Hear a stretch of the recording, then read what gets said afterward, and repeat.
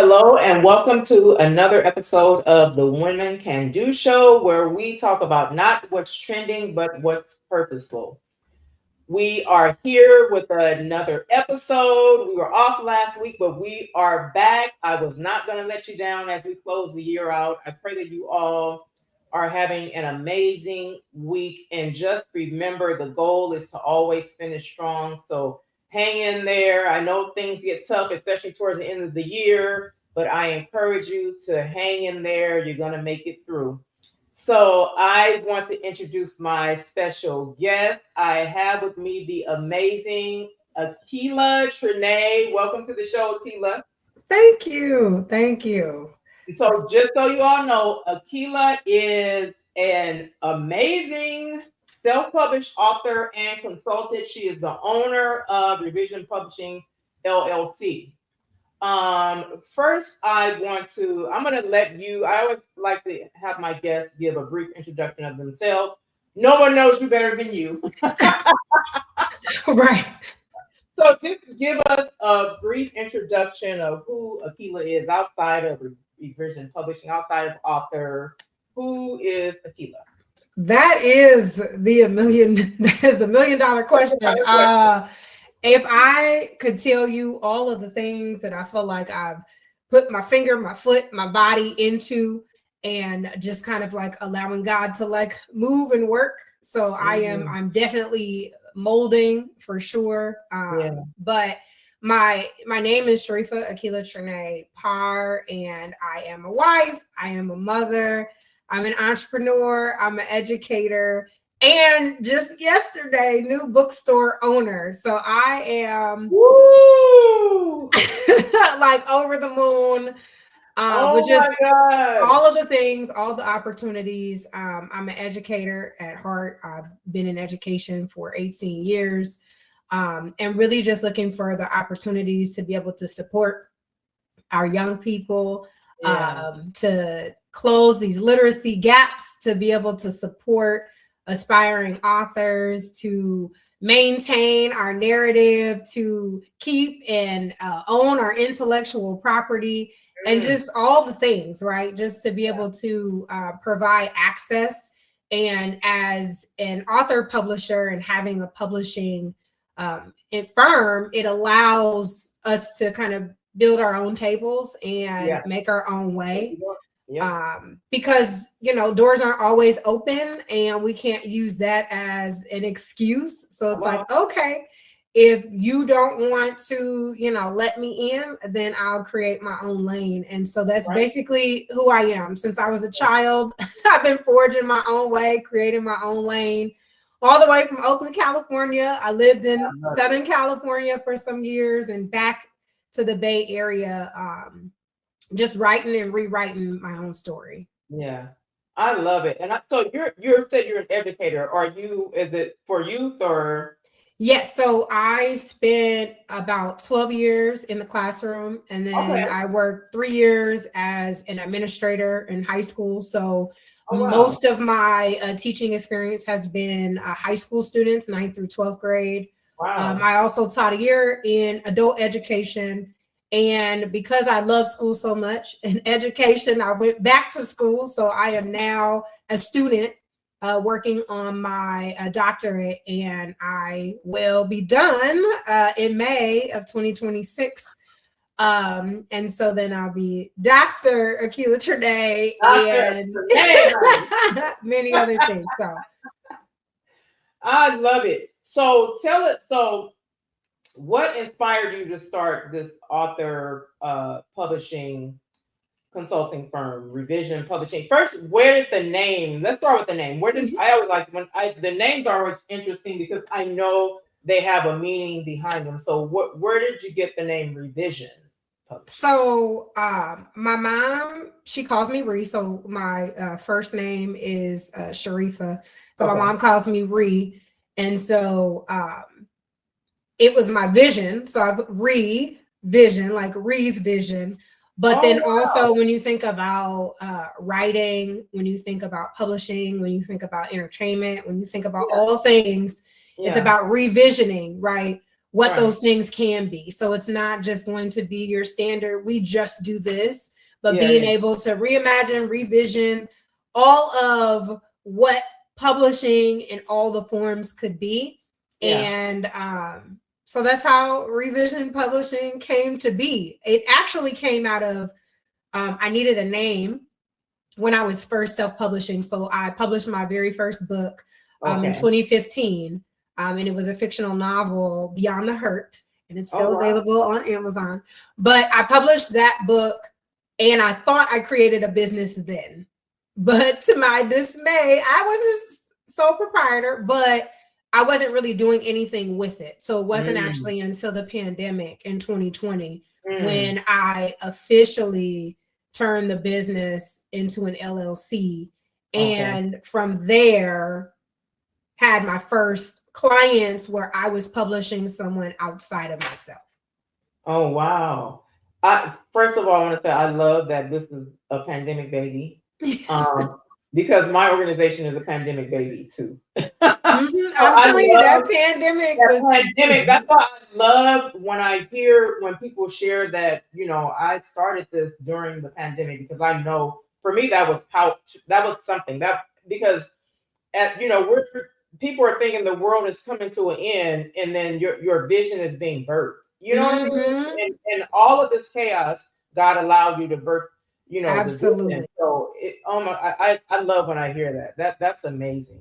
Absolutely. December 30th is actually my business's birthday. So we turned 5. Yay! On December 30th. 5 years. Yeah. 5 years. Yes. So, and then it also marks, 10 years as an author. So just being able to kind of study in this industry and learn and be able to gather the tools and the information and resources to support, other authors. Yeah. So so you said you were an author first. So what was your journey to becoming an author before you even launched this firm to help others self-publish? What was your journey? Yes. So as I mentioned, I'm an educator. I actually taught English. And before I left Southern California, I worked at a continuation school. And I had the opportunity to be connected with a good friend of mine who has Legacy Publishing. And one of the programs that he had was coming into schools to teach students the publishing process, and also giving them opportunities to write and publish a compilation book of their short stories and or poetry. And so I always wanted to write a book. I think for a lot of English teachers, especially the ones who, love literature and love books, it's like this dream, right? That one day I'm going to write a book. But it really kind of sat there in my brain as just a dream and a thought. And when he came in and did this program, I felt myself like, we always tell students, you can do whatever you want to do. You can be whoever you want to be. And sometimes as educators, we're sitting on our own dreams, right? Our own desires, and not really putting foot to faith and getting those things done. And so he allowed me to write the foreword for the book.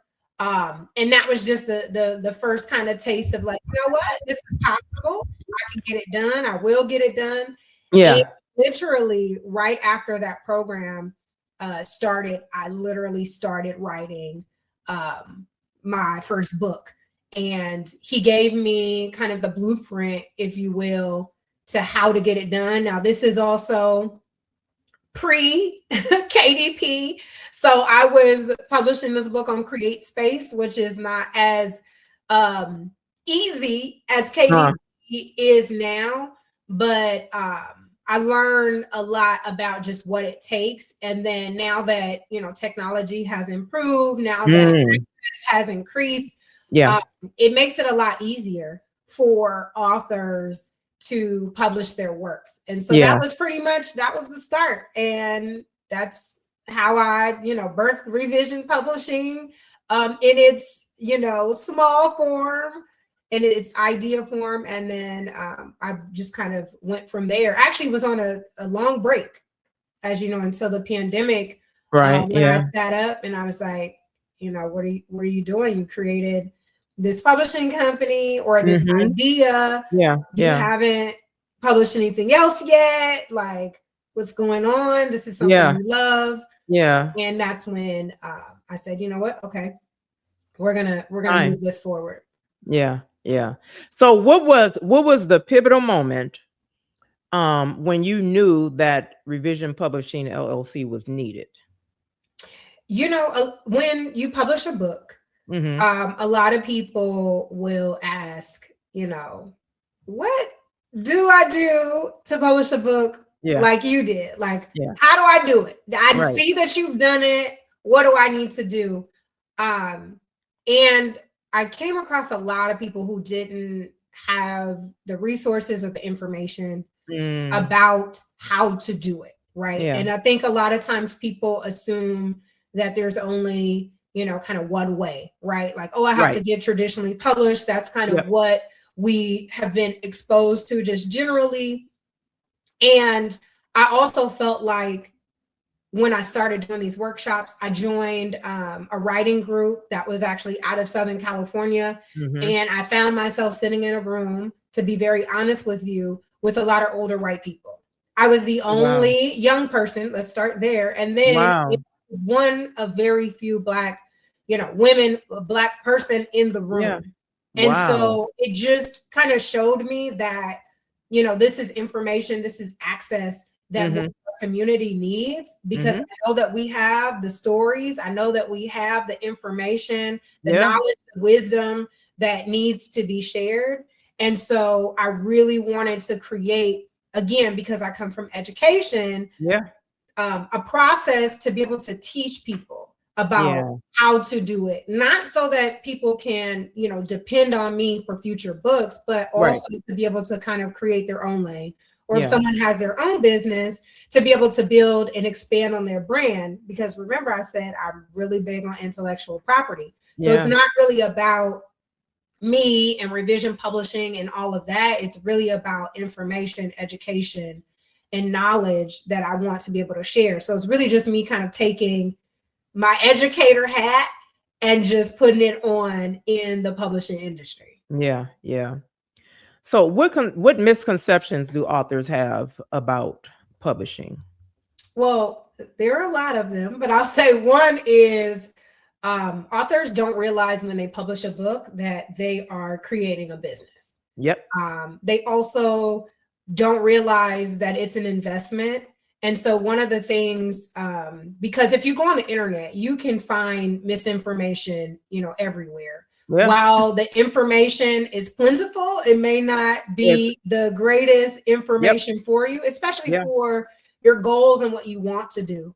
And there's always a free way or a cheap way to get things done, but that may not be the best way or the most beneficial way, especially when we talk about investing in ourselves. Right. And so the very first question that I always ask every author that I have a meeting with is, what's your budget? And every time they're like, that's important. I don't know. I never thought about it. Well, how much does it cost? And we know that costs are rising everywhere. Yeah. And so it's one of those things where I always tell them, it depends. And it depends on what your goals are. It depends on what you're trying to do. It depends on how much you want to invest in your project, because I can show you how to publish a book with a little bit of money. I can also, show you how to publish a book with money that is invested in the goals that you want to achieve. And so those are kind of the biggest ones, really just the business part. And then that once the book is written, that's just the beginning. There's so much more work that has to be done. And if they're anything like me, I didn't like being in the limelight, in the forefront. And so I had to work on a lot of stuff internally, just, dealing with that imposter syndrome, dealing with like, is this a value? Do people even care? I had to work through all of those things just to get to the point to be like, Well, people can't buy your book if they don't know about it. You know, people can't support you if they don't know that you have a business. Yeah. And so working through those things to let people know it's not just the book, but it's the, you know, it's the ministry, it's the purpose, it's the passion. What are you writing it for? And then everything else you do from there is going to help guide and support that goal. Yeah. Yeah. And it's like I've shared this so many times. When I first started out, my branding coach told me, she's like, the first thing you need to understand is you are the brand. She's like, so you got to own it. You know what I mean? It has to be you, and you got to get out there. Like, you got to be confident. Like, you got to get out there. I remember interviewing an artist. She does paintings, and she said that when it was time to start selling her art, because she was just doing it, you know, since she was younger, and then, you know, not realizing this was a masterpiece. And so when it came time for her to start selling, she's like, I had to get comfortable with people nowadays, they want to know the artist, not just the painting. Right. They want to know the artist. So she's like, I had to come from behind the scenes. Like, I had to, you know, navigate through being comfortable on camera. And and when I see her now, I would never have known that she had that struggle, because and I'm like, wow, that's amazing, because I can't, like, you are confident. Like, I see you, you know, you're going live, but she said it was a process. That's part of the process. You know, she said, it's not just me being the creative artist and painting, but now it's time to sell the art. Now it's not time for me to come from behind the scenes and be the artist, you know, that I am. So it's interesting that you said that too, about just your journey to becoming an author too. Yeah, a lot of authors have a hard time with finishing, like saying that it's done. And the reason is because there's this like internal fear of, if I finish this project, I have to do something with it. Like, I have to release it. And when I release it, and this is the same with artists and music and designers and all the stuff, like, once I release it, I give other people license, right? Permission to have an opinion about it, to, you know, to do, like, how will they receive it? How will they receive it? And so I share with authors all the time, your book is written for a particular audience. Everyone may not like it. Exactly. You have to be very clear on, again, your goals, your why, your purpose in creating this thing, because you're going to get negative feedback. And that's okay. Right. But you do have to say, okay, it's done. I'm ready to move to the next phase. Because what happens is, even when you release the book, right, you're going to, once it's published, life is going to keep going. So you're still going to grow. You're going to learn more information. And then you're going to look back at that project and you're going to say, oh my goodness, I should have did this. And I should have did that. And I should have did that. And I always tell them, no, that was the first project. Right. Now you get to do another project. Right. So, you know, it's this opportunity, right, to really just release something into the world. But the best part of it all, which to me is the joy, is that you get to leave something, you know, behind. I shared this story that I'm reading books of authors who have passed away, or authors that have written their books in the 1970s or the 1980s. And I'm just now being introduced to that work. And just the beauty of, I can read a book by Bell Hooks and know that Bell Hooks is no longer here, but I get to hear her words. I get to understand her story through this work that she left to the world. And so just the power in that, you know. That's so how do you help authors decide between traditional, hybrid, and self-publishing? Okay. So traditional publishing, I will share with authors like what that road is, but honestly, my biggest push is for authors to either do self-publishing or hybrid publishing. The reason why is because with traditional publishing, it involves like a contract, right? So you're giving them the creative control of your project. You're giving them the opportunity to make decisions about your work with maybe a little or none of your input, because that's the agreement. The agreement is we're going to give you an advance. With that advance, we are hoping to sell X amount of books. If X amount of books are sold, then you can get to the point where you can get royalties. If not, then basically we have to kind of recoup our losses, and what you got paid up front may be all that you get. And then also your royalty, rate is much lower. So I like to liken it with kind of what I understand of the music industry. Like as you're talking about it, that's what it sounds like. Exactly. When people decide, you know what? Yeah. There is more value in being an independent artist where I can control what I need to control. I don't have to go and get permission from someone because I want to do this over here. I want to do that over there. Yeah. That's really what it is. So hybrid publishing has some traditional publishing aspects in the sense of you can go with a company and essentially they're going to do the distribution and the printing of your book, but you will pay the upfront costs for the production of that book. And so through that, you still kind of give them the rights of control of how they're going to distribute the book and all of those things. Sometimes it's exclusive. You can't necessarily go, sell the book on your own in your own way because you're under this contract, with the hybrid publishing company. So the biggest thing is just making sure you understand like what rights you have and what rights you want to keep. With self-publishing, or what's also more currently called author publishing, is really where you're creating like your own business. So you, as you shared, you're the brand. So that can be a business that you've already created, or that can be your name, or it could be something that you want to create in the future. And it's really understanding this is how you secure your ISBN. This is how you set up distribution through various distribution option websites like KDP or Ingram Spark or BookBaby or Lulu, and there are several now. But you can set up your printing and your distribution through those companies so that you can have that wider reach. So the work that I do with the author is to first understand, like, what is your goal? What are you trying to do? How much you're trying to invest? Are you really trying to create another business? Are you just trying to publish one book, to get it out there? So I have had, with my current setup, some authors who did not want to, create their own business, or maybe they didn't have their own business and they published under my publishing company, which is kind of unique and kind of unheard of in the way that I do it. But really, it's all of my costs are like upfront in the sense of like me supporting you through the process. But really, I'm setting you up even under Revision Publishing to get paid directly for your book sales and your book royalties.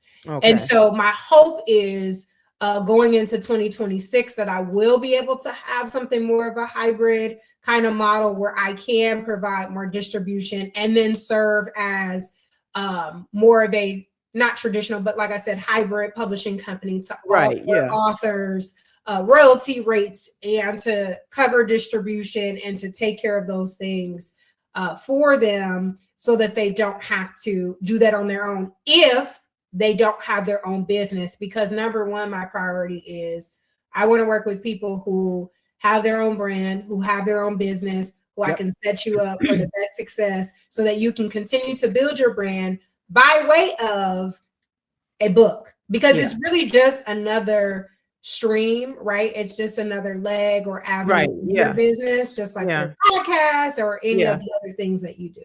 Yeah. So how do you separate the book because there's a lot of authors out now. There's a lot of, like, everybody is writing a book, like more than I've ever seen. Now, there's the book that sells and the book that just exists. What separates the two? Well, what separates the two is the person, behind it, the engine behind the book and how you're going about the marketing. So again, you can go on the internet and you can find a lot of information, right? And you can find somebody's pathway and you can do exactly what someone else did and not get the same results that they did. What I like to share with my clients is I want to understand what are your gifts, what are your talents, what are your strengths, where are your resources, because that's where you really want to tap in. A lot of times when authors publish books, and I've been guilty of this early on, it's like you post on social media to your circle of whether family, friends, or whomever, right? Because our family and friends will continue to support us, until a certain point. They're like, okay, listen, you done 5 books now, you need a new audience. Okay.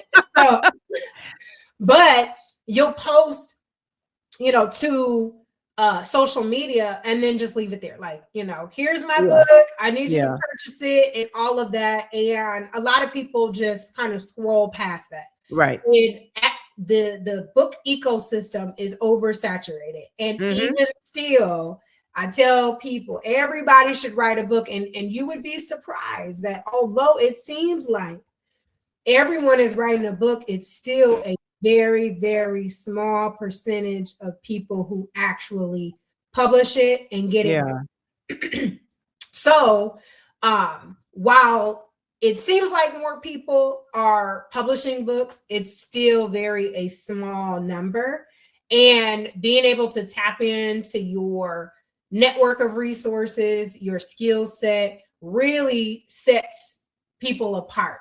So just to give you an example, I have a client that I work with, and she has her own, public speaking platform, and she does amazing work just in the community already.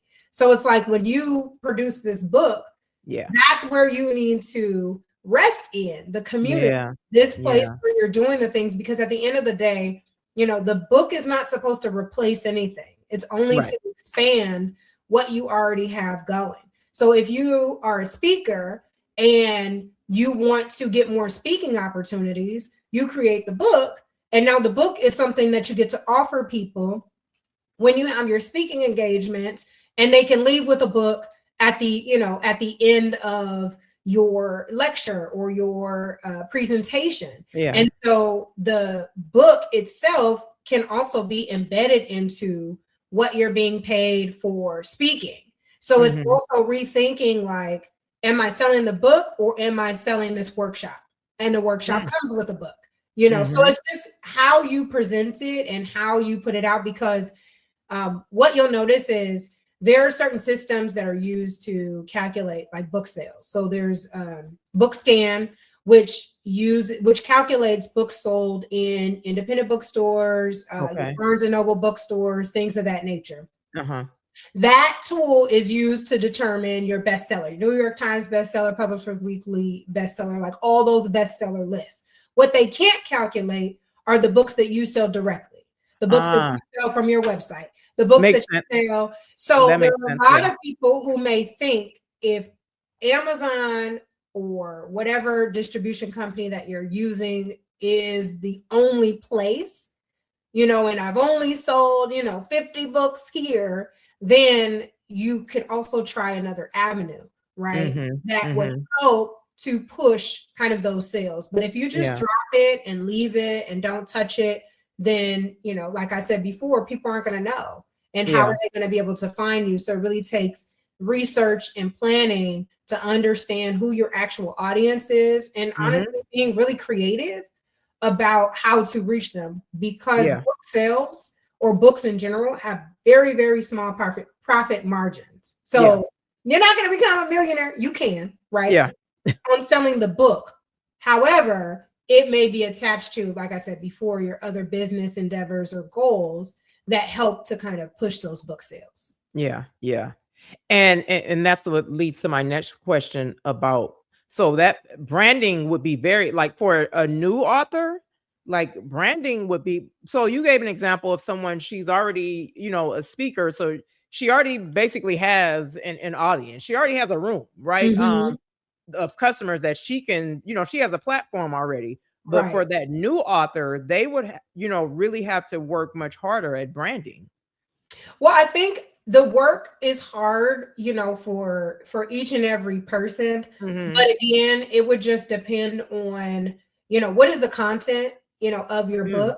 And like I said, just being creative around how to reach the actual audience. So Yeah. there are some people who, they've never, they want to write a children's book, but they don't work in education, right? But if you are writing a children's book, you need to figure out all the places where children will be, right? And so, again, it takes kind of like that research, and it takes the planning in order to literally go find.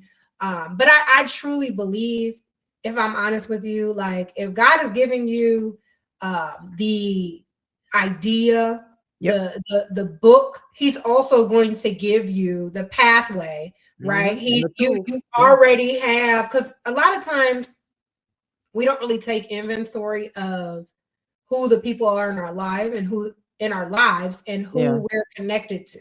And 9 times out of 10, we're already connected to the people that we need to be connected to in order for the vision to be manifested. And so really, like I said, it's just kind of taking that time to like pull back all of those layers and to really think. And sometimes it's just as simple as taking the steps, because when I tell you, every aspect of my life and my testimony is really like, I planned a lot. I'm a planner by nature. And then God's like, that was great. I love your planning, but it's not going to go that way. I mean, every time, and it's not going to stop me from planning, but he always directs me in the way that it should go. Maybe not in my timing, but it's divine timing. And so with that, he puts the people in my pathway every single time. Now I'm just better of knowing, like, okay, I know why you introduced me to this person, God. Okay. Yeah. And it's like, once you get out of the way, trust me, oh my God, you are preaching to the choir. And it's like, because I'm the same thing, like I'm a planner. It's like, okay, I'm going to do it this way, this way, this way. And then God is like, it's not happening that way. And it's like, my prayer is always, God, please put the people in my path that you have assigned to me to help move the vision forward. That's my daily prayer. And then after you start praying it, and it's like, oh my gosh, okay, that was, I see it. That was, I was like, our paths were supposed to cross. So I get it. Yeah. Absolutely. Yeah. So what is the biggest mindset shift authors need to make before publishing? The biggest mindset shift. Because I love how you said that basically, if it's purpose for you, God's gonna, provide you, but he's gonna put you on the path. He's gonna give you the tools, provide the resources, connect you to who you need to be connected to, if it's purpose for you. Because some people may just, like I said, there's a lot of people writing books. Some people are probably doing it because it's just a trend, like like a rapper. Everybody's a rapper. You know what I mean? So yeah. So how do you? And again, it has to do with mindset. Yeah. So I think the biggest mindset shift is for authors to understand, to trust the process. When we start, every time I meet with a client, well, even before they become a client, I do a meet and greet call, because I want to find out, what are you trying to do? What do you want to do? How much do you know? What do you want to know? Because I actually want to know if I can support you through what you're trying to do, because it may not, be a good fit, or you may already kind of know what you're doing, and you don't need kind of my support and services. And with every client that I've worked with, they knew what they wanted to do. They knew that they had the purpose. It was clear for them. However, we were still in this, like, I know I want to do this thing, but I also don't know what it's going to look like on the other end. And so with any, risk that we take, any business that we start, any, new endeavor, it's really, you have to put like faith and trust that I'm going to take my idea and it's going to manifest in something else. And so with the clients that I work with, it's really about like, trust the process, because things will get hard. As we already stated, things may not go the way that you wanted it to go. The timeline may not work, in your favor or in your own timing. But really you have to trust that it's going to get done. It's going to manifest, but you just have to kind of relax and really just let me support you the way that I know how to support authors. Because there's a lot of fear in it. I think a lot of times authors also don't realize, because it seems like, you're just, doing a book, or maybe that book is not about your personal life directly. But most of the books, most of the personal, or most of the projects that are done are connected to a part of you in some way.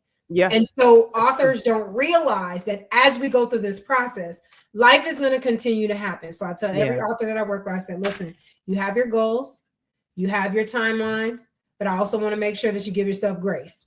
Why? Because life isn't going to stop happening because you decided you want to write a book. Life is going to pick up. Because guess what? The enemy doesn't want you to release this into the world.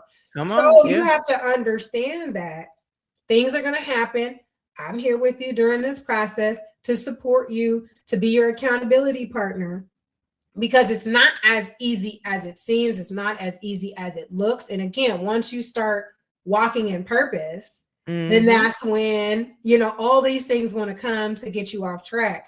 And so the mindset shift is understanding that I'm about to do this great work, and I need to also prepare myself to be able to walk through it with faith.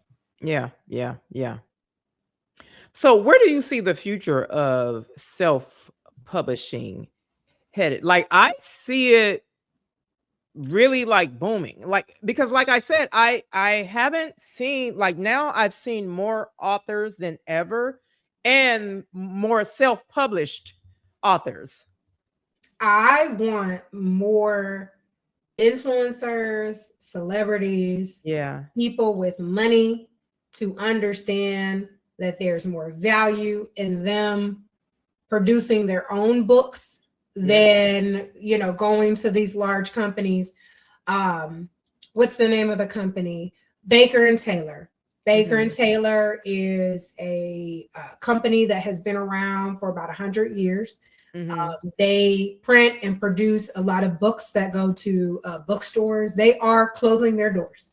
And so what's happening is these smaller companies, these smaller businesses are shifting. Well, we know Amazon did it, first, but shifting the way that the industry works. And so while audiobooks are increasing, ebooks are increasing, there's still a need and a desire to hold physical books in your hand. So there was also this time where a lot of, bookstores were closing their doors, right? We know the pandemic kind of, destroyed a lot of businesses, small businesses, big businesses, medium businesses, all of that. But people still have a desire to pick up a physical book. And when we thought a lot of stuff was out of our hands and out of our reach, and we can see that with AI technology, that we have more access to be able to do and obtain the things that we want to do. And so really it's taking that as an advantage, because I said this years ago, I believe books and podcasts are like the new business card. Right. So no one really kind of hands out their business card much anymore, but your book can, go before you can send that, and people can have an idea of who you are and what you're doing. Your book can also be based on your podcast. Your book can also be, the videos that you release and your content and all of that. It's finding innovative ways for people to engage with your intellectual property, with your thoughts, with your ideas and your narrative. And so I really see the shift, coming back around to valuing physical books. And if you watch any apocalyptic movie, show, all of the things, they always show how if we take books away from people, we take their knowledge, we take their information, we take their sense of self. And when you do that, right, the value of the book becomes more. So, you know, in like these shows, like I said, they're picking up a book and they're amazed at like, what is this thing and what's in there? And so because of that, I've always just had an affinity towards physical books and knowing that this is something that will always have a lot of value. And my hope and my prayer is that the value of books will increase, because we'll pay $20 for a fast food meal, you know, we'll pay $70 for a sweatshirt, but be like, oh no, $15, $20 for a book is too much. And we're like, this book is going to change your life, or this book is going to be with you forever. And so my hope is that the value of books will increase, and with that more people will be encouraged to share and tell their stories, because there is a need, right, for more of us, for different storytellers, different stories to tell this. You know, we've seen the same stories. We know a lot of people who publish, you know, oh my gosh, who were given the priority, but then we hear about the people, just like you said with the brand, people want to know who you are personally. And what better way for them to know who you are is through the telling of your own story and your own experience. And it's the same with like online courses, which are, you know, really popular, and the how-tos and all these videos, you know, YouTube University, where we're going to learn and find out everything that we need to know, because people who didn't understand that they had expertise and value are now understanding that, whether it was the life they live, whether it's what they studied, or whether it's their skill set, there's someone who wants to know and who can grow and learn from what you know. And so that's kind of where I see, you know, books and all of their forms. You will probably see more books as far as content into films and TV shows, and or just, you know, internet content in general.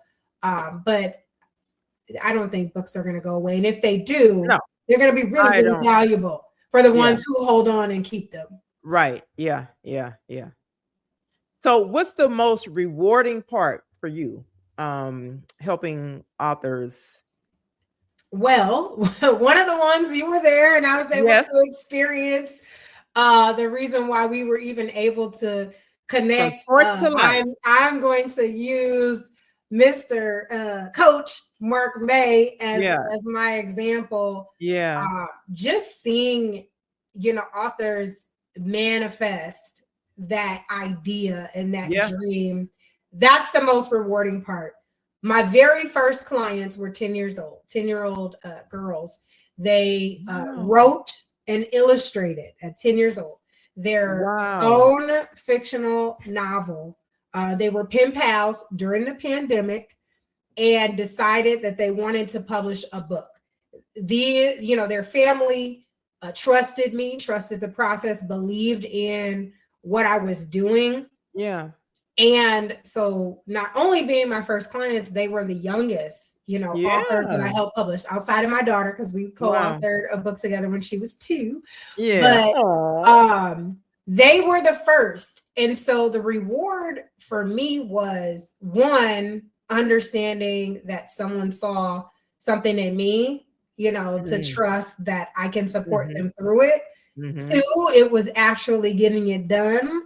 And then 3, down the line, being able to support and help other authors who came with an idea and we manifested it into what we were able to see in his launch event. And I just told, Coach May, I said, listen, I couldn't have thrown anything like this, but this is amazing. I'm proud of you. I'm, motivated. I'm encouraged by what other authors are able to dream up and believe and manifest through their own ideas.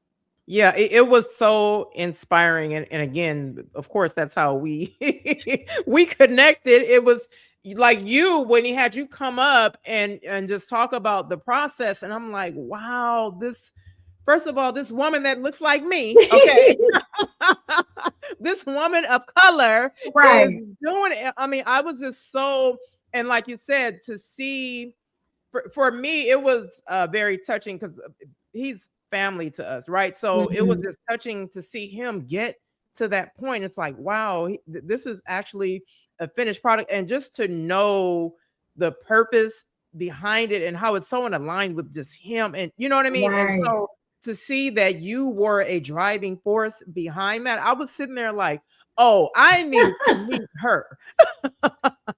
Like, this is amazing. Like, it was just powerful, you know? Yeah. No, I was in awe. I was just in awe, even just to see the impact that he's had on the community, you know, and those are the people who need to be, you know, elevated, and for them to share, you know, their wisdom and their knowledge with other people. And I did, like, in the comments on one of his posts, you know, someone said, I've never known a published author. And for me, you know, that's why I'm like, this is why I do this particular work, is because for our community, especially, while I work with all people, all individuals, for our community, especially for Black people, to understand that we can do the same things. Look, we're on the I can do show, right? We can do that's right, the same things that other people are able to do. Most of the time, we just need the access, we need the resources and the information. And once we have that, we soar. And how you talked about value, how you see your dream, you want to see how you see books having more value in the future. When you were saying that, I was thinking about his book, just the value of it. It's like, oh my gosh, you know. And I know that had to be rewarding for you to be a part of that, you know, a part of that journey. So kudos to you, because I was inspired, not just by him, but by you. When you got up there, I'm like, oh yeah. Well, thank you. Yeah. So so of course, we're a women empowerment. CANDO is a women empowerment organization. We empower women and girls to walk and live in their true purpose. In your life, I'm sure, like I always tell people, for me, I had a village of women, but of course there's some that stand out, that played a particular role, that really like push the, you know what I mean? I have one that pushed the I can do, you know? Right. And so who was that woman for you, or women? So, likewise, I have a very strong, you know, village of women around me. My mother supports anything and everything that I do. But the woman that I am going to share is my grandmother, my maternal grandmother. So my mother's mother, who is still living. She is 99 years young. Ooh, and does not skip a beat. But she has always been 10 toes down on her faith and what she believes. She will stop whatever she's doing and pray on a dime. I will be on the phone. She will call me on her cell phone, you know, by name, all of those things. But just knowing her resilience and tenacity, and although she, you know, went through divorce and never remarried, and just kept, you know, with her faith and kept with her purpose. And one of my goals and my prayer, right? So with the bookstore, with what I'm doing, my grandmother is writing. She's writing several things, right? And she wants to publish a book. And I'm like, there is no way that I cannot support her through this process. So my goal, and I'm trying to be more intentional about it, is working with her so that she can, you know, publish this book by her 100th birthday, and all of those things. But when I just think about the living history in her, I had to take a moment. I was watching a show, and I can't think of it right now, but one of the characters was Malcolm X. And so it had me like kind of going down the research rabbit hole. And I was like, oh, wow, you know, Malcolm X was born in 1925. He would have been 100 this year. And then I said, wait a minute. My grandmother was born in 1926 and she's still here. I need to sit down with her and have her to tell me. So I went over, I turned on my Zoom, and I recorded her sharing about just her story, our family, our experience, because a lot of times people would lead you to believe where you come from and what your story is. Yeah. And from her, she was just sharing how my family is from Louisiana. They own their own land. They own their own property. Her father had animals. He was a carpenter. He was like skilled. My grandmother, my great aunts, and all of that, they went to college. You know, college and education was less years than it is now. But the reason why they left the South was because of the racism. And it was too much. So they left land. They left land. Wow. To come to California. For me, those things are powerful because it reminds me of where I came from, educators, understanding my lineage and story, but then also being able to know like what they had is something that I can still aspire to and gain.